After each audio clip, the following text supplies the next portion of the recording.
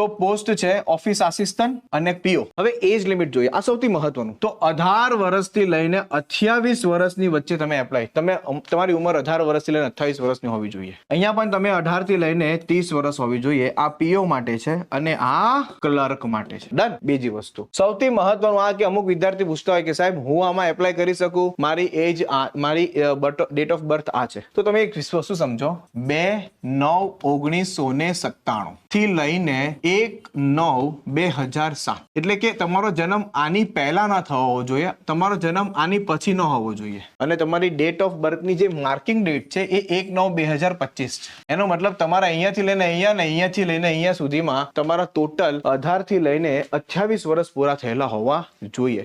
ST SC ઓબીએસસી હશે 3 વર્ષ એજ relaxation મળશે, એસટી એસસી હશે તો 5 વર્ષ મળશે. એટલે તમારો જન્મ આની પહેલા ન હોવો જોઈએ, તમારો જન્મ આની પછી ન હોવો જોઈએ, પછી ના હોવો જોઈએ. સમજાય છે ને? લખેલું છે candidate should not have been earlier than 2/9/1997 and 1/9/2007 both date include later than. બરાબર છે? આના પછી જન્મ ન હોવો જોઈએ. હવે તમારી ડેટ ઓફ બર્થ જો આની વચ્ચે આવતી હોય તો તમે ફોર્મ એપ્લાય કરી શકો છો. સીધો હિસાબ છે. એવી રીતે પીઓ ની વાત કરીએ તો પીઓ પણ 18 થી 30 વર્ષ છે. બરાબર છે? એમાં તમારે 2/9/1995 અને 1/9/2007 આની પહેલા તમારો જન્મ ન હોવો જોઈએ, આની પછી તમારો જન્મ ન હોવો જોઈએ. રેડી?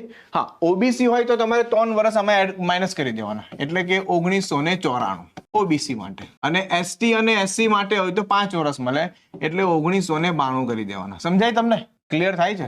2/9/1992 અને 2/9/1994 તમે આ કરી દેવાના. સમજાય?